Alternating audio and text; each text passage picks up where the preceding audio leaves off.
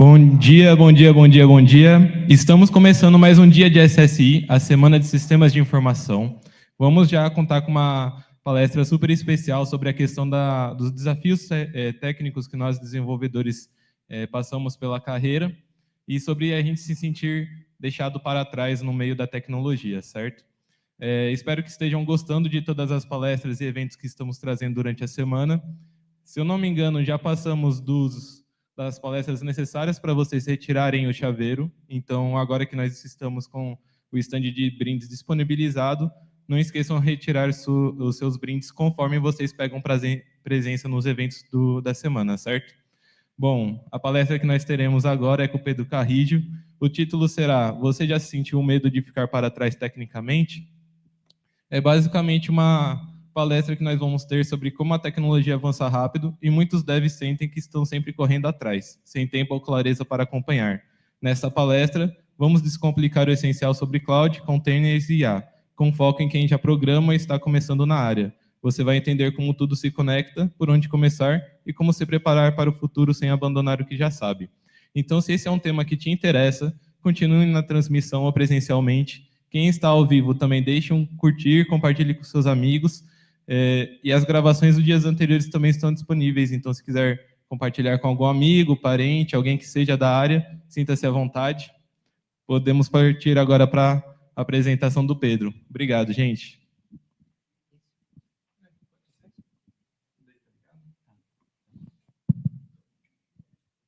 Bom dia, pessoal. Eu sou o Pedro. Hoje vou falar um pouquinho sobre tecnologia com vocês, né? O título parece que eu vou começar a falar de filosofar, né? Você já se sentiu atrasado? Não pense dessa forma. E não é basicamente isso que eu vou falar, tá? Vai ser uma palestra técnica, mas mostrando o quão vocês conseguem aprender assuntos técnicos sem precisar se aprofundar e, ao mesmo tempo, estar a par do mercado, tá? Mas antes disso, eu vou me apresentar. Sou o Pedro, estou hoje como Senior Cloud Solution Engineer na Oracle, né, já há 9 anos. Então, acho que vocês conhecem a Oracle, dona do Java, né, resumidamente, banco de dados, cloud também bem forte. Iniciei na Oracle com 14 para 15 anos de idade, estou hoje com 24. Então, eu tenho uma trajetória bem grande aí dentro da empresa. Dia 22 será meu último dia na Oracle. Vou me mover para a GitLab, se vocês conhecem também. Tem GitHub, GitLab, como Senior Solution Architect. Então, cargos parecidos, porém, em outra empresa. Aqui eu deixo o meu contato, meu perfil do Git, meu perfil do LinkedIn também. Vocês podem entrar em contato comigo. O pessoal me apelidou carinhosamente quando eu entrei na Oracle, bem novinho, de Java Boy, porque tudo que eu fazia era com Java. E aí o pessoal pegou esse apelido, até hoje eles chamam. Eu sou formado em Engenharia de Software pela PUC de Campinas, pós-graduado em AI pela FIAP, tá? E, novamente, qualquer assunto de tecnologia, fiquem à vontade para entrar em contato comigo, que eu estou sempre conversando com bastante gente sobre isso, tá? Principalmente sobre carreira. E nossa agenda, como eu comentei hoje, é uma agenda técnica, né? Então, se você já se sentiu que pode estar atrasado tecnicamente, né? Principalmente as pessoas, às vezes, que estão iniciando agora, se sente muito nisso, poxa, né? Cara, essa tecnologia todo dia, principalmente com a AI, tá lançando coisas novas todo dia. Como que eu acompanho isso, né? Como que eu chego atrás desses caras e falo que eu já sei tudo isso, sendo que eu estou caminhando no início ainda? Isso realmente é complicado, até para quem já está há muito tempo na área, né? Então, hoje eu tenho 10 anos de experiência e eu ainda não consigo acompanhar todas as tecnologias, né? E é isso que a gente vai falar um pouquinho. Então, vou falar um pouco sobre evolução da infraestrutura. Hoje a gente vai falar um pouco de cloud. A gente fala de diversos assuntos diferentes aqui relacionados à cloud. Entendo que o mundo de vocês hoje é mais dev, então o intuito é mostrar que assuntos externos a desenvolvimento, a programação em si, são necessários no mundo de vocês e vocês não precisam saber a fundo ou ser especialistas para estarem a par disso, tá? Então, basicamente, esse é o conceito. Espero que no final vocês fiquem mais aliviados do que assustados, porque realmente é bastante assunto técnico, mas o intuito é te aliviar, tá? Então, a gente vai falar um pouquinho sobre infraestrutura, né? Poxa, Pedro, hoje eu sou técnico dev, né? Eu programo e tal, na hora de colocar a rodar, que se vire quem cuida da infraestrutura lá para poder botar a rodar. é muito importante na nossa área hoje, como desenvolvedor, o dev também estar a par de infraestrutura, tá? De cloud. Alguém aqui já tem contato com cloud? Puder levantar a mão? Beleza, a gente tem algumas pessoas. As outras que não têm contato, não tem problema nenhum também, a gente vai falar um pouquinho sobre. Então, a gente vai falar um pouquinho sobre de servidores físicos até Cloud Native. Esse tema é um tema que tem muita coisa, muita coisa. E é esse o intuito, a gente passar pelo que importa e o que não importa agora, no momento, a gente deixar para depois e não se preocupar com isso. Basicamente, esse é o intuito, tá? Então, iniciando sobre infraestrutura, on-premises. Se vocês já ouviram falar sobre on-premises, significa hardware físico. Então, quando você está numa empresa e você tem o seu software lá e você vai colocar ele para rodar, e você tem o seu próprio data center, suas próprias máquinas para rodar essa aplicação, a gente está falando de algo on-premise, tá? Então, basicamente, essa é a definição de on-premise. Quando a gente vai para cloud, o que é cloud? Cloud nada mais é do que uma empresa que tem um data center, uma empresa que provê a cloud, tem um data center gigante, por exemplo, a Oracle tem data center pelo mundo todo, e eles emprestam infraestrutura para as outras empresas não precisarem ter o próprio data center. Essa é a lógica de cloud, tá? Então, on-premise você tem um hardware físico, cloud você tem um hardware virtual que você empresta de um hardware físico real, beleza? Qualquer dúvida também podem levantar a mão, tá? Não é só eu falando e podem tirar dúvida. E Cloud Native, o que é Cloud Native? Cloud Native é quando você tem uma aplicação que ela já nasce na nuvem, tá? Então, a primeira é o quê? Criei uma aplicação para ser desktop ali, seja o que for, rodei no meu on-premise, no meu hardware físico. Agora eu vou modernizar, transformar ela numa aplicação web, tal, e jogar ela para rodar numa cloud. Você transformou ela não nasceu daquele jeito, então ela é cloud tradicional. E quando é cloud native, é nativamente cloud, ou seja, você já começou a desenvolver ela desde o zero, com tecnologias compatíveis com a nuvem, beleza? Show. Aqui eu trago, da própria Oracle, alguns catálogos de soluções cloud. Algumas pessoas vão ter mais contato com a AWS, com Azure, para quem já tem contato, então são outras empresas que fazem também o empréstimo, né, de infraestrutura, basicamente, através de pagamentos. Então, aqui a gente tem trocentas ferramentas. A gente tem ferramenta de banco. Eu quero utilizar um banco de dados. Em vez de eu subir um banco na minha máquina, eu vou lá e subo um banco na cloud. E aí eu utilizo toda a parte de infraestrutura, segurança, eles que cuidam para mim. Eu só me conecto no banco, decido se é um banco de desenvolvimento, de produção, seja o que for, e utilizo. Uma máquina virtual. Eu quero uma máquina virtual para rodar. Eu também posso pedir para a cloud. Então, você tem um catálogo inteiro de coisas que você pode utilizar no seu dia a dia. E aí, quando você começa a adentrar mais ainda em cloud nativa e desenvolvimento moderno, você começa a ir para esteiras de CI/CD, DevOps, aí é mais um monte de coisa. Pedro, é justamente por isso que eu me sinto, às vezes, perdido e atrasado. É muita coisa. Mas o mais importante é você aprender o que você precisa no momento. Então, agora, para quem está no foco no desenvolvimento, o que você precisa aprender no momento sobre cloud? O básico. O que é uma máquina virtual? O que é algo on-premise? O que é cloud? O que é cloud native? Entendi os conceitos principais, eu só vou utilizar o aprofundado quando eu precisar utilizar. Isso que é o mais importante da nossa área, tá? Então, beleza. Principais tecnologias quando a gente fala de cloud native, tá? Aqui falando na Oracle Cloud, mas outros provedores também, Microsoft, AWS, tem as mesmas tecnologias, tá? Então, o OKE, Oracle Kubernetes Engine. O que é esse carinha? Ele é um carinha que ajuda a orquestrar containers. Alguém aqui já utilizou container? Sabe o conceito de container? Beleza, bastante gente. Para quem não sabe, o que é um container? Novamente, foque no conceito. Como que eu uso isso? Descobre depois. O que é um container? Um container é você pegar a sua aplicação, isolar ela num ambiente completamente isolado, onde você vai configurar esse ambiente explicitamente para a sua aplicação. Como assim? Vamos dizer que você tem o seu Node agora aqui. E aí você instalou no seu Node a versão de React que você está utilizando, sei lá, um Node. Você fez toda a instalação do que você precisa para a sua aplicação rodar no seu notebook. E o sistema operacional que você está utilizando é um Mac, Linux, seja o que for. Não tem aquela de rodou na sua máquina, quando você passa para uma outra máquina, para de funcionar, você fala, porra, na minha estava funcionando. Né? Por que lá não está? Então, basicamente, o container vem para servir de solução para isso. Você desenvolve, configura uma mini máquina, um container, com todas as informações. com a imagem de Node rodando lá dentro, você joga suas aplicações lá para dentro e você roda dentro do container. O container funcionou, você empacota ele, né? Aí tem o Docker, por exemplo, que quem já utilizou conhece, joga num registry, que a gente fala, que é como se fosse o GitHub de código para a gente, é o repositório de imagens, você joga lá para dentro e todo mundo que quiser utilizar a sua aplicação, ele dá um Git pull, só que um Docker pull dentro de um registry nessa imagem, e sua aplicação está rodando na máquina do cara. E às vezes a máquina do cara, sei lá, não tem nada a ver, a sua era um Linux, o do cara é um Mac, e está rodando a aplicação como se fosse o mesmo sistema operacional. Então essa é a ideia do container. E o Kubernetes, ele faz o quê? Ele gerencia containers. Por quê? Quando a gente começa a entrar no mundo corporativo, a gente não vai ter uma aplicaçãozinha de teste na nossa máquina. A gente vai ter milhões de aplicações ali e réplicas da mesma aplicação, né? Porque quando você tem uma aplicação rodando, se aquela aplicação cair, como que acontece? O que o usuário final vai ver? Você não quer que o usuário vê um downtime ou algo do tipo. Então, você tem várias réplicas da mesma, para que quando uma cair, a outra assumir. Quando a outra cair, a outra assumir. Então, assim por diante. Tudo isso são conceitos de nuvem, conceitos de modernização de DevOps, Cloud Native, coisas do tipo, tá? O que são os Container Instance? Container Instance é basicamente a mesma coisa que eu comentei do container, só que ele não tem um Kubernetes. O Kubernetes ele é uma tecnologia além do container. Ele é algo para orquestrar esses containers, para dizer o seguinte, eu tenho que ter 3 containers desse tipo. Se um morrer, eu tenho que dar um jeito de subir um terceiro de qualquer forma. Se 2 morrer, eu tenho que subir 2 de qualquer forma. Se um quarto aparecer, eu tenho que destruir esse quarto de qualquer forma. Então, ele é o cara que vai manter as regras ali dos seus containers.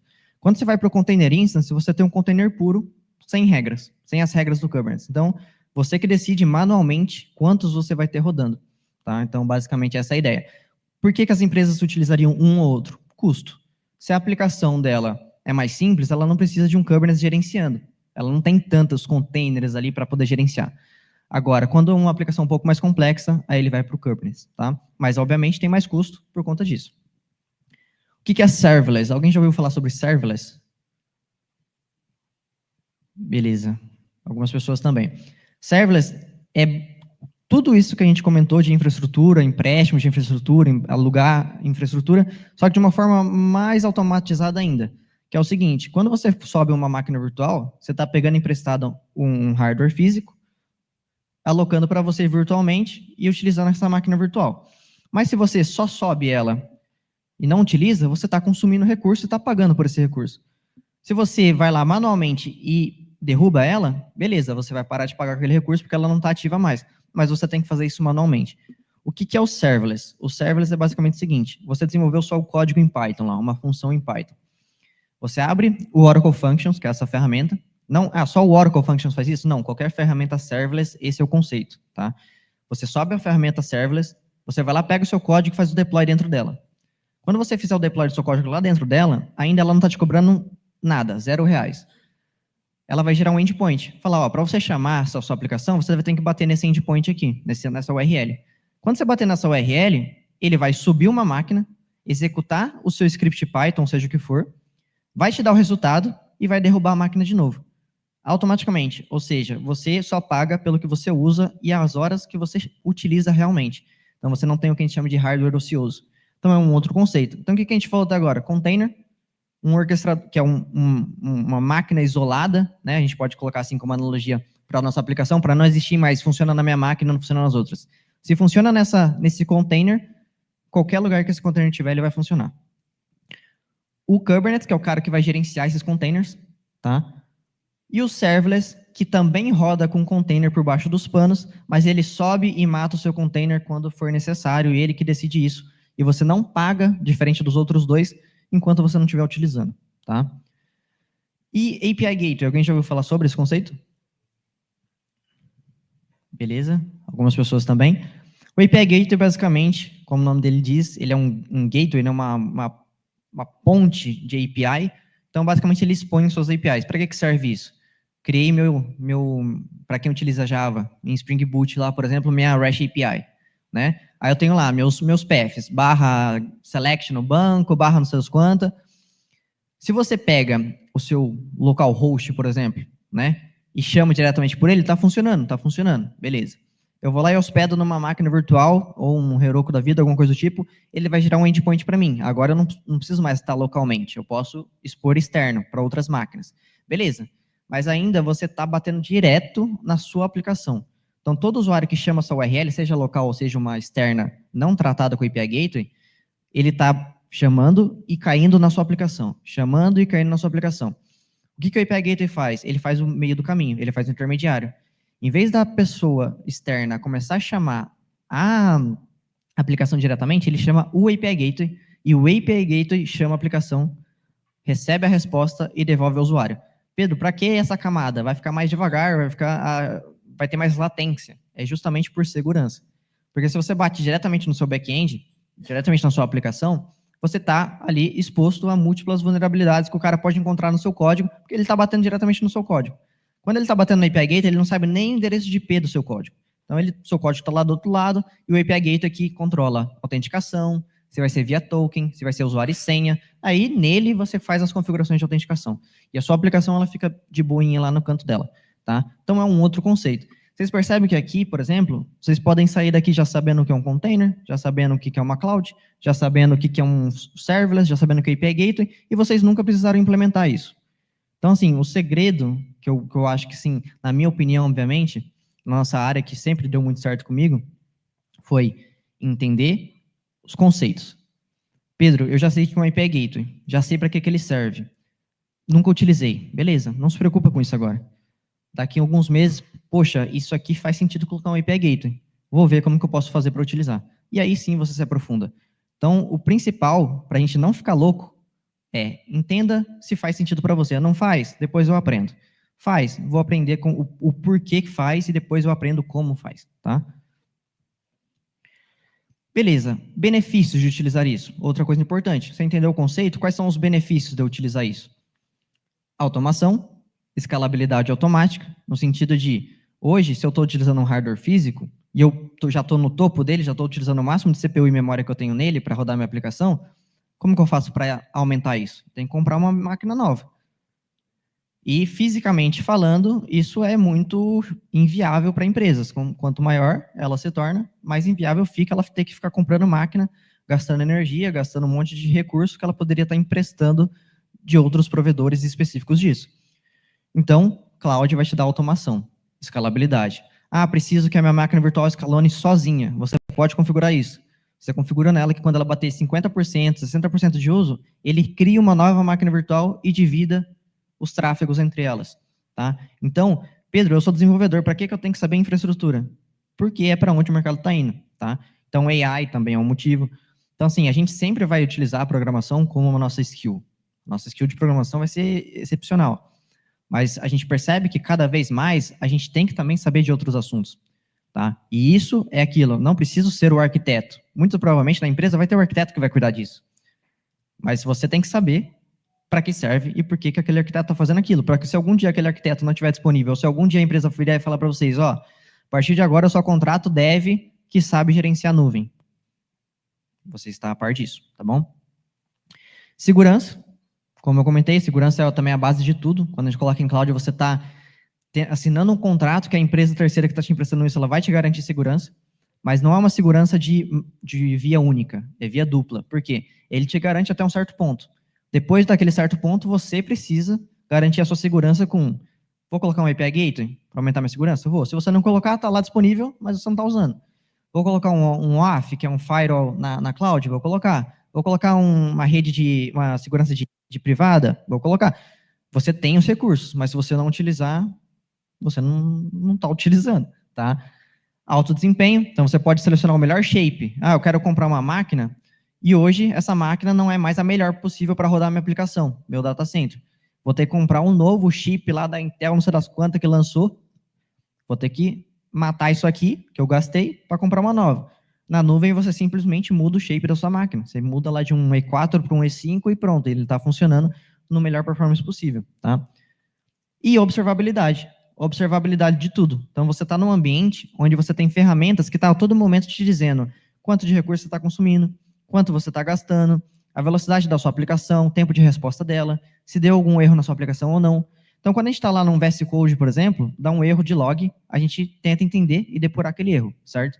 Quando a gente está em cloud, a gente começa a colocar isso, essas aplicações para rodar no mundo externo, a gente começa a ter menos visibilidade desses logs, porque não está rodando mais localmente na nossa máquina.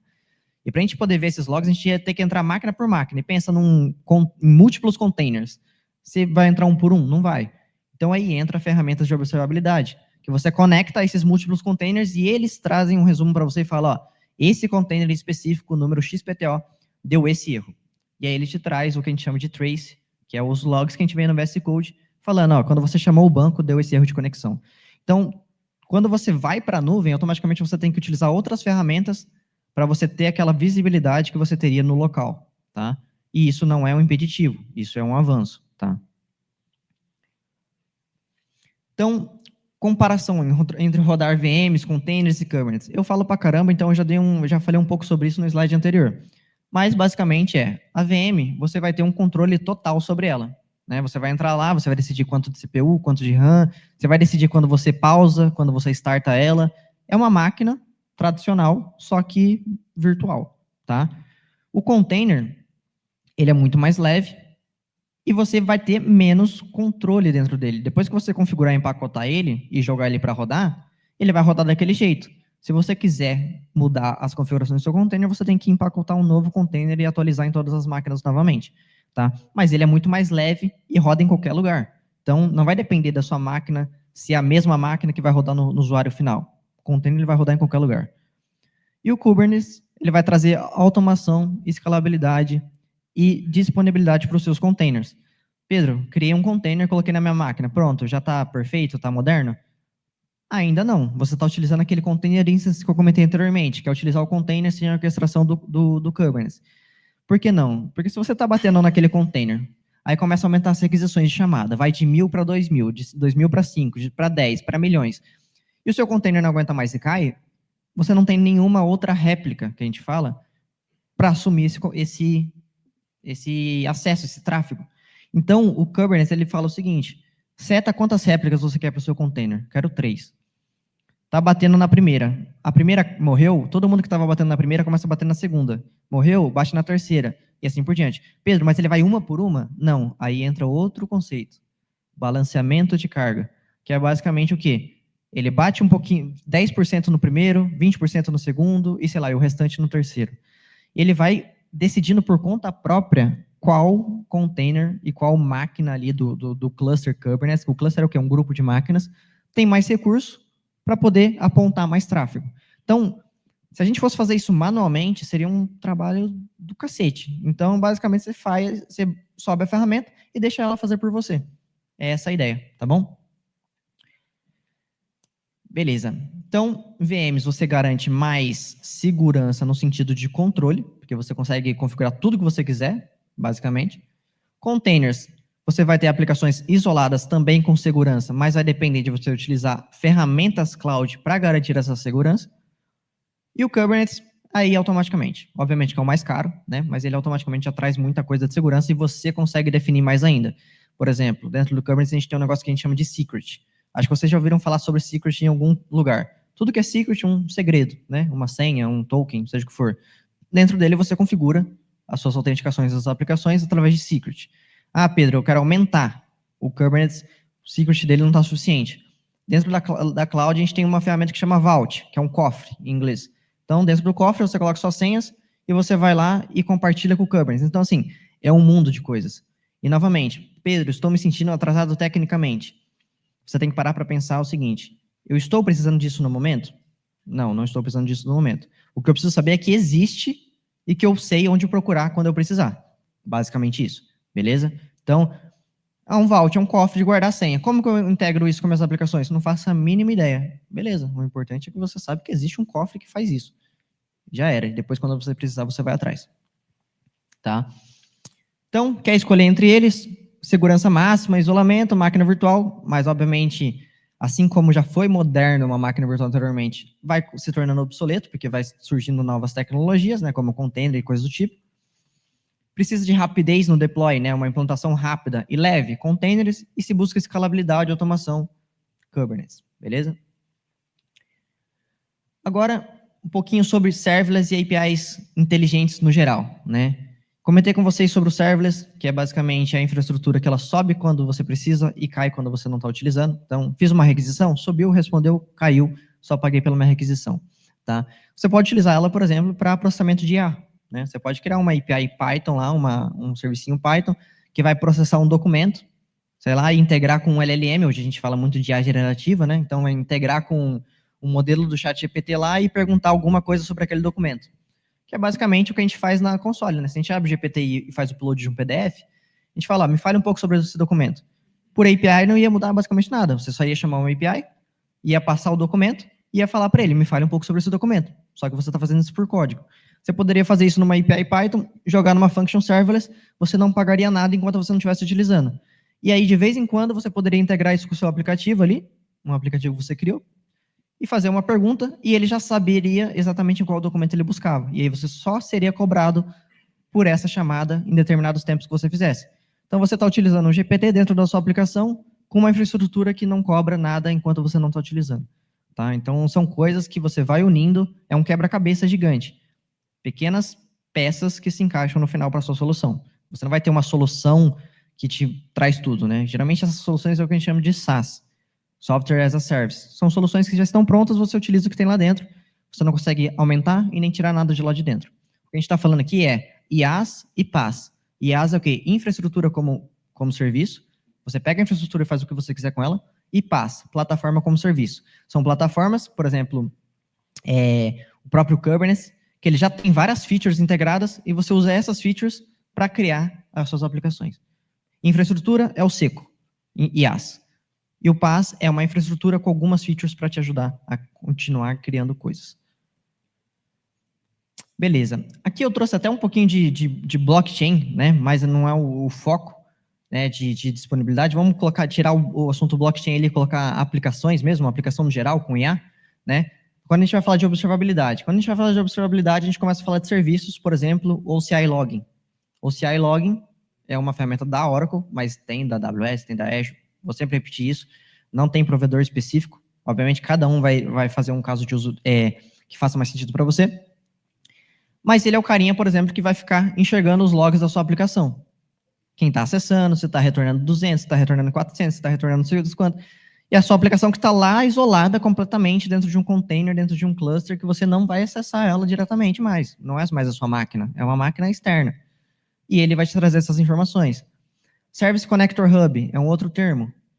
Um Connector Hub, um hub de conexão, ele é um carinha que ele escuta, de um lado, um evento, e do outro lado, ele aciona alguma coisa. O que isso significa? Vamos dizer que a gente está escutando o nosso OCI Logging. Quando cair um log específico, sei lá, uma mensagem de 401, eu vou acionar uma função lá na minha ferramenta serverless, uma API minha, para fazer alguma ação de acordo com aquela mensagem. Então, basicamente, ele é um conector entre duas coisas, tá? Grafana, Prometheus, aí é só um exemplo de nome de ferramentas de observabilidade também, que vocês poderiam utilizar, tá? Mas a gente tem muitas, então é até impossível a gente citar todas. Até aqui alguma dúvida? É muita coisa, mas eu entendo, o que eu quero que vocês entendam é que tudo isso que eu estou falando realmente é muita coisa. E se vocês estão saírem daqui com pelo menos, sei lá, 50% do que eu falei, já conceitualmente na mente de vocês conseguem enxergar o quão tanta coisa a gente passou aqui e vocês aprenderam. Vocês entenderam como funciona. Então, quando saiu uma nova tecnologia de AI, está falando sobre Vector Search. O que de acho é isso? Eu vou pesquisar. A gente tem a melhor ferramenta do mundo para pesquisar hoje, que é a IA generativa. Você pode perguntar para ela de trocentas vezes e ela não vai te xingar. Tipo, você é burro, você não entendeu ainda? Não, você vai falar, cara, me explica como fosse uma criança de 5 anos. Ele vai fazer uma analogia de Lego e você vai entender o que é aquilo. Depois, como usar, aí depois você vai se virar de outro jeito, pode até perguntar para ele também. Então, utilize as ferramentas que a gente tem hoje em dia, que antigamente era só no Google, né? E a gente tinha o Stack Overflow, outras ferramentas, tem ainda, mas você tinha que ficar abrindo links infinitos até você achar uma analogia que fizesse sentido para você. Agora você pode pedir para ele explicar de diversas formas, tá?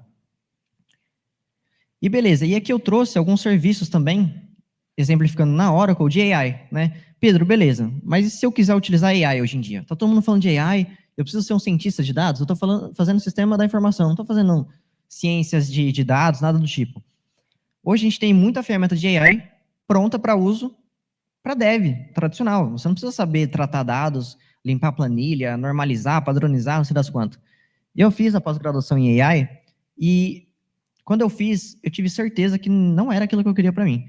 Por quê? Porque quando eu estava fazendo, eu sempre gostei muito de codificar. O meu código, de ponta a ponta, estava certo. Tratando dado, limpando dado, treinando o modelo, executando o modelo, e no final o meu resultado dava 50%, 60%. Eu falava, cara, por que isso não dá certo? Porque eu tratei errado os dados, ou os meus dados não estavam com a qualidade necessária. Eu falei, isso não é para mim. Mas eu sei hoje como funciona. Então, se eu for falar com um cientista de dados, eu vou saber exatamente como funciona o dia a dia dele e como eu posso solucionar os problemas dele com outras tecnologias. Mas, dito isso, não quero tratar disso. Tem ferramentas prontas. Então, você vem aqui na Oracle Cloud, por exemplo, e vê lá, eu quero uma ferramenta de leitura de imagem, né? Aí você tem o OCI Vision. O OCI Vision, você joga a imagem lá e ele já te fala automaticamente o que é aquela imagem. Ah, é um carro, é uma avenida, é não sei das quantas. Ele só te dá o resultado em JSON, você pega esse JSON e joga para sua aplicação. Então, olha que fácil. Uma chamada de API, onde você vai jogar uma imagem, ela já vai fazer a leitura daquela imagem para você. Antigamente, sem essas ferramentas, você ia utilizar lá um OpenCV, algo do tipo. Ainda tem, para você utilizar isso manualmente, mas dá muito mais trabalho. Entendeu? Então, e os custos dessas ferramentas não são tão grandes. Então, não é algo só para a corporação. Você tem várias ofertas, always free, que fala, que é para sempre free, se você utilizar o mínimo da ferramenta. Para testes, para estudo, às vezes até para uma aplicação MVP já é o suficiente, tá? Eu não sei se eu já estourei o tempo, porque eu falo pra caramba. Ainda não, né? Mas beleza. Aqui umas outras ferramentas também, mas não vou detalhar tanto, tá? E antes de eu finalizar aqui, eu queria... Tem 30 minutos ainda? Ah, então vou voltar, então. Porque eu... 9h40... Não vai ter uma próxima depois de mim, não, né? Ah, tá. Então tá bom. Então, beleza. Então, voltando um pouquinho aqui para os AIs que eu estava falando, tá? Eu achei que eu estava passando o tempo. A gente tem, por exemplo, questões de... Alguém já utilizou aqui o Google Colab? Com o notebook? Ah, agora sim, agora bastante gente. Beleza. Vocês já utilizaram outra tecnologia além do Google Colab, assim, que faça a mesma coisa? Parecido? Certo. O Jupyter, isso. Quando a gente fala dessas tecnologias, a gente às vezes, quando a gente conhece, por exemplo, só o do Google, ou só o Jupyter, a gente pensa que só existem elas, né? E é aquilo que eu comentei com vocês. Conceitualmente, é o mesmo. Então, é um notebook que você abre, você codifica lá e ele tem processamento, tem uma GPU emprestada para você rodar os seus modelos lá e seus códigos, né? Você não precisa rodar localmente. Aqui na Oracle, por exemplo, a gente tem uma ferramenta parecida que chama Oracle Data Science, tá? Então, é a mesma coisa. Você cria um notebook, você codifica, você roda e vê o resultado. A diferença é que aqui, ele não é uma ferramenta de teste, por exemplo. O Colab, quando você está utilizando, ela é uma ferramenta de teste. Você não consegue levar muito para a produção, o que você está rodando lá dentro. Aqui dentro, não. Criei um modelo aqui dentro, eu vou levar para a produção diretamente daqui. Tá? Então, ele já vai para a produção diretamente dessa ferramenta. Então, a gente tem bastante coisa nesse sentido. De tudo que eu falei aqui, a gente tem muito tempo ainda. Tem alguma dúvida sobre alguma tecnologia específica, sobre alguma coisa que vocês hoje... Pô, Pedro, eu não sei como seria, por exemplo, não sei se todos hoje já estão no mercado de trabalho, seja estagiando ou algo do tipo. Quem que está hoje já na área mesmo? Beleza. É um pouco menos da metade, né? Para quem não está na área ainda, alguém tem alguma dúvida específica? Qual que é a sua maior dor hoje? Né? Pode falar.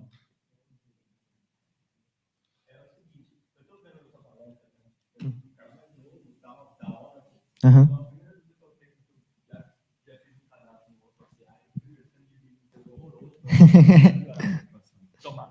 Sim, pode falar. A primeira dor que eu tive é a Oracle é uma empresa legada que tem clientes. O Larry Ellison, ele era velho quando eu era moleque do Java 7. Uhum. Aí eu não consigo ver esse parâmetro, você integrar seus clouds, seus serverless e o Scambal com esses sistemas legados, com Exadata, que tem muito lá na Equinix, você deve saber, né? Sim, sim. Lá na B3 tem muito Exadata e tal. Isso. Como que funciona esse meio de campo? Que é isso que seria o diferencial da Oracle, no meu ver. Porque ser mais uma AWS seria mais uma AWS. Uhum. Me explica melhor a sua dúvida do meio campo. O que é o meio campo? Por exemplo, eu tinha uma empresa, eu tinha um banco, aí eu tinha um Exadata no banco. Aí eu quero trazer algumas coisas para cloud. Só que aí você tem ali o seu servlet, etc. E se eu for pedir para a Oracle, eles vão querer me cobrar consultoria. E eu, como já, por exemplo, tenho o banco, já tenho o meu time, eu não precisaria de pagar uma consultoria para uma coisa que eu já tenho conhecimento. Sim. Por que não tem esse tipo de ferramental, por exemplo? Vocês vendem hardware, vocês têm o seu hardware que vocês alugam para data center e tem o cloud. Por que não tem uma integração dessas três esferas? Sim. Faz sentido a sua dúvida. Na Oracle, como que funciona? Na verdade, acho que qualquer empresa no mundo. A integração das ferramentas legadas para cloud, muitas vezes existem, mas, por exemplo, um Exadata, eu quero migrar para um Oracle Autonomous Exadata Cloud, lá na Oracle Cloud. Você tem uma ferramenta que chama Data Migration, que ele faz essa migração para você. O que a Oracle oferece como serviço? A gente tem um serviço de Lift Service, que é um pessoal que faz o seguinte: vamos pegar um principal do que você precisa, o mais crítico. Vamos mover junto. Isso, geralmente, não tem custo, tá? Isso para clientes que já são Oracle, clientes que já têm contato e relacionamento com Oracle. Você faz essa migração, terminou essa migração para cloud, o restante contrata um parceiro, Oracle, ou o próprio cliente, como você comentou, se já tem expertise para fazer isso, pode fazer esse move. Qual que é a diferença de Oracle, AWS, Azure? É basicamente você perguntar qual que é a diferença de Itaú, Banco do Brasil, Caixa Econômica Federal. As três empresas têm o mesmo departamento, a mesma área. O que vai diferenciar é, num banco, quanto de juros um banco cobra por um empréstimo? Quanto que a Oracle cobra para você alugar uma máquina virtual por tantas horas? Quanto que a AWS cobra para alugar uma máquina virtual por tantas horas? Quanto que a ferramenta de Kubernetes na Oracle quanto que custa a ferramenta na AWS? Então, diferentemente, o que vai mudar é mais custo. Porque as tecnologias em si são open source, a não ser que você vai para uma OCI Vision. OCI Vision é uma ferramenta específica da Oracle. Não existe na AWS e na Azure. Mas na AWS e Azure eles têm uma própria ferramenta que faz algo parecido. Então, assim, a diferença entre as empresas vai variar muito de caso de uso para caso de uso. Hoje a gente fala muito de multi-cloud, que significa tem workloads que rodam na Azure, tem workloads que rodam na Oracle. O mesmo cliente ele usa as duas. Por quê? Porque na Azure ele conseguiu mais desempenho. Beleza. Só que em outras coisas está muito caro lá e ele conseguiu o mesmo desempenho por um custo menor na Oracle. Então ele roda aqui. Então a gente tem muito disso dessa multi-cloud. Não sei se eu respondi a sua dúvida, tá? E outra dúvida que eu tenho em cima disso que você está falando, que você está o pitch que você está fazendo da Oracle é que ele seja uma plataforma como as outras e vocês vão ganhar no preço, no varejão mesmo. Só que no mesmo site da Oracle, a primeira página com banner é da arquitetura ARM, que a Oracle está tentando empurrar isso no data center, no cloud, etc. Inclusive dando, sei lá, você tem um cupom de $200 de ARM, etc. Por que não tem tanto interesse nesse diferencial como um diferencial forte, um diferencial onde você vai trazer custo, onde você traz valor para o seu cliente, ao invés de querer ficar na guerra de foice com o Google, AWS, porque é muito difícil eles competirem, porque são basicamente a empresa de lei e software, né? E a AWS, o que sobra de hardware lá é o que eles vendem. Então, tipo, eles já têm a demanda deles. Como que vocês fazem para escalar essa demanda a mais, para vocês conseguirem mais custo e mais diferencial? Sim. Hoje eu trabalho numa área na Oracle que a gente faz justamente o que a gente fala de venda de soluções e não ferramentas. Então, como que funciona? Hoje a gente tem um vendedor que atende um cliente específico, por exemplo, o B3, né, um cliente que eu atendo direto, Itaú, coisas do tipo. Então, basicamente, o vendedor, com o arquiteto, ele identifica uma oportunidade lá dentro. Ele fala o seguinte: esse cliente, por exemplo, hoje na AWS, ele está com muito custo, ou então, hoje na AWS ele está com uma performance muito ruim, ou hoje na AWS a curva de aprendizados dele está muito grande. Pode ter múltiplas dores. Como que a Oracle pode resolver? O arquiteto pensa numa solução macro, uma solução superficial, e fala, acho que essas ferramentas da Oracle podem resolver. E aí eles vão lá e chamam nós, os engenheiros. Os engenheiros vão lá e faz o quê? Uma apresentação aprofundada da tecnologia, não para vender. A gente não está empurrando tecnologia. A gente está mostrando soluções. Então, a gente vai mostrar, isso aqui faz sentido para você? Não faz. Então, beleza. Porque para Oracle Brasil, a Oracle lá fora pode funcionar diferente, mas a Oracle Brasil, a gente é metrificado por consumo. Então, não adianta eu virar para você e falar, usa essa ferramenta que ela é melhor. Você começar a utilizar hoje, amanhã você parar porque não era melhor. É até ruim, é feio isso para a gente. Então, a Oracle, sim, ela tem uma fama de empresa antiga, de banco de dados, essas quantas, mas ela já está há muito tempo no mercado de cloud. E ela não tem concorrência com o Google e a AWS no sentido de, poxa, vocês são meus inimigos. Pelo contrário, direto tem anúncio de Oracle Cloud em parceria com a AWS. Recentemente, a Oracle Cloud fez parceria com o Google Gemini, que é o LLM do Google.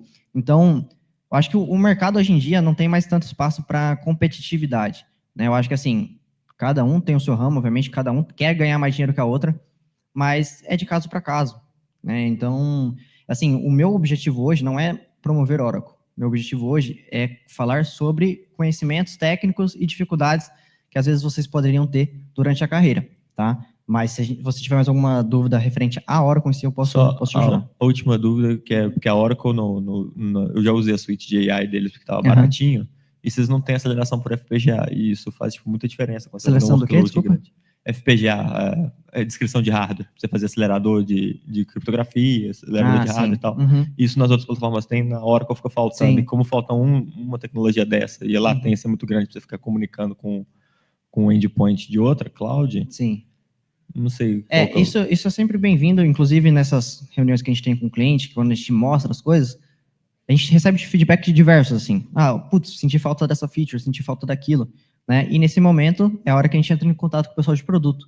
Então a gente entra lá com os indianos, com os gringos lá e fala, né, isso aqui tem roadmap para ser desenvolvido, vai ser assim para sempre, e basicamente a gente trabalha com o que a Oracle tem, né? Por exemplo, eu não sou desenvolvedor do produto, então eu vou ter que trabalhar em cima do que a Oracle tem. Se a Oracle não está disponibilizando isso, eu vou tentar dar uma outra solução open source, por exemplo. A Oracle não tem uma aplicação de observabilidade específica que o cliente quer.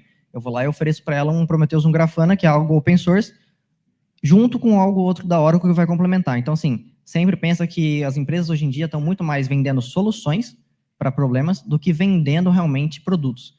Porque hoje em dia não faz mais sentido vender produtos. Você vender um produto hoje, amanhã a IA já está comendo esse produto, fazendo sozinha. Então, você tem que vender soluções e uma solução que seja aplicável para o mundo moderno. Não é algo que vai te dar lock-in, né? Você já ouviu esse termo? Lock-in. Você entrou na Oracle, não saiu mais da Oracle. Não. Tudo que a gente procura trazer na Oracle é algo aberto. Você entrou na Oracle, se você quiser sair ou integrar qualquer coisa, você pode. Tá bom? Então, tem previsão para ter FPGA na Oracle? Não tenho essa informação. Isso eu teria que ver com o pessoal de produto. Mas isso é como funciona o processo. A gente recebe feedback, vai para o pessoal de produto e confirma com o cliente. Muito obrigado. Obrigado. Alguma outra dúvida, pessoal? Referente aos assuntos que eu comentei, alguma coisa sobre carreira, realmente? Pode falar. Boa tarde. Quer dizer, bom dia. A gente teve uma dúvida no online, que é do Coutinho, que é... bom dia, tem estagiário na Oracle? Como eu posso entrar na empresa? E o que vocês fazem lá, o dia a dia, o que vocês aprendem e tal? Legal. Na Oracle tem. Quando eu entrei na Oracle não existia. Então, programa Jovem Aprendiz, coisa do tipo. E aí, eles, na época, abriram, eu entrei, eles fecharam, e aí, alguns anos depois, eles abriram um programa que chama Geno. Então, o Geno é um programa de estágio da Oracle, só que você passa por diversas áreas lá dentro. Então, assim, você já não vai entrar especificamente na que você quer. Às vezes, você vai passar um pouquinho por vendas, depois por marketing, depois pré-vendas, que é a minha área, por exemplo, mais técnica relacionada à venda de soluções, e assim por diante. Então, você vai passar por diversas áreas e quando você terminar o seu ciclo, e aí você vai ver se você vai ser efetivado ou não, né? E qual área você gostaria de ser efetivado de acordo com a sua performance. No meu time, por exemplo, recentemente, 3 ou 4 pessoas, se não me engano, vieram do programa Geno. E hoje estão efetivados como engenheiros de soluções na Oracle e vieram como estagiários. Então, eles passaram por várias etapas, chegaram no nosso time, falou, eu gostei dessa área. Finalizou o processo deles, eles foram entrevistados, né, já estavam, obviamente, prioritários para passar a entrevista, fizeram a entrevista e iniciaram como engenheiro de soluções. Então, a gente tem um programa de Geno, tem um que chama ClassOff também, mas aí é só pesquisar no Google, ClassOff, Geno, da Oracle Cloud, e aí tem um link para inscrição e coisa do tipo. Obrigado. Eu que agradeço. Tem uma dúvida ali, ó. Pode levantar, por favor? Era a mão, na verdade, só para eu saber onde é. Bom dia, eu sou a Ana Luísa. Durante esse ano, eu tive a oportunidade de fazer uma visita técnica lá na Oracle, né? Eu fiquei encantada com a empresa de vocês. E uma das coisas que eles contaram é que no processo seletivo para estagiário, eles preferem pessoas que pensem fora da caixa, que se destaquem bastante com criatividade. E eu queria ouvir conselho seu sobre como se destacar no processo seletivo. Sim. É como eu comentei anteriormente, durante toda a palestra, o sentido de você mostrar que você sabe os assuntos, ou que você gostaria, ou que você consegue saber os assuntos de forma conceitual. Para mim, isso eu acho que é uma das coisas mais importantes, porque quando você está fazendo entrevista, geralmente o pessoal vai lá perguntar, por exemplo, uma entrevista técnica. Ah, o que que é um Kafka? Nunca usei Kafka na vida, por exemplo. Ah, um Kafka é isso, isso, isso. Então, você demonstrar que você sabe os conceitos é a parte mais importante. Então, já teve muita época de você chegar e falar, putz, eu tenho um portfólio gigante de projetos, né? Tem um projeto X, Y, Z. Mas nesse projeto X, Y, Z você utilizou as mesmas tecnologias. E hoje o que o mercado pede é realmente uma pessoa fora da caixa, uma pessoa que consiga utilizar tudo um pouco, mesmo que ela tenha a sua especialidade. Então, minha especialidade é Java, mas eu sei um pouquinho sobre isso, aquilo e aquilo. Então, num processo seletivo da Oracle, o que faz mais sentido você demonstrar é flexibilidade de conhecimento. Eu sou uma pessoa que, se eu não sei, eu aprendo, e o que eu não sou especialista, eu também consigo aprender. Tá? Então, acho que é basicamente isso. Tá certo, obrigada. Mas antes de passar para a próxima pessoa, eu só queria perguntar uma coisa. No começo da palestra, você falou sua idade, eu não tenho certeza se eu ouvi direito. Você tem 24 anos mesmo? 24, é. Eu entrei Nossa, e você é sênior há 9 anos. Não há 9 anos. Eu sou sênior há alguns 2 anos por ali, tá? E aí, nessa outra empresa que eu estou entrando, eu vou entrar como sênior também. Mas, sim, há 9 anos. Né? Caramba. 9 anos na Oracle. Tá certo, parabéns. Obrigado. Obrigada, viu? Obrigado. E a outra coisa também, né? Às vezes o pessoal pensa, para chegar a sênior, qual que é a tática em si, né? Porque tem muita gente, obviamente, que é mais velha de mercado, que vai te falar que para você chegar a sênior, você tem que ter 30 anos de carreira, 20 anos de carreira. E eu acho que, assim, tem muitas visões diferentes sobre o que é ser um sênior. Para mim, ser um sênior é o que eu estava comentando muito aqui com vocês, que é saber resolver qualquer problema. Não é saber tudo. Você nunca vai chegar, tipo, sempre tem um cara na empresa que é o sênior que você vai lá tirar dúvidas com ele. Ah, como que eu faço isso? Como eu faço aquilo? Muitas vezes o cara não vai saber a resposta de primeira, mas ele sabe como procurar e como encontrar aquela resposta. Basicamente, o pensamento dele é um pouco mais macro. Né? Ele vê um pouco mais de cima as coisas. Então, é isso que muda. O sênior não vai ser aquele cara que, nossa, hoje o cara que é júnior e pleno, ele precisa usar a documentação para fazer uma REST API. O sênior, ele não precisa. O sênior precisa da mesma forma, até mais às vezes. Porque ele realmente não está focado em fazer funcionar. Ele está focado em saber qual a melhor solução e depois fazer funcionar. Tá? Então, acho que o principal diferencial assim, de evolução de carreira é você ir mudando seu pensamento e tirando um pouco do técnico e voltando mais para o negócio também, juntando os dois. Né? Tecnicamente, super legal, mas e no negócio? Isso vai para frente? Isso é só custo desnecessário? Então, é algo que faz diferença para você evoluir nessa questão. E depois do sênior tem outros cargos também, né? Mas as empresas geralmente param no sênior. Tem staff, tem principal e aí vai por diante. Beleza? Mais alguma dúvida? Tem um rapaz aqui. Ah, pode falar aí. Pode falar. Oi, tudo bem? Bem. Meu nome é Caio.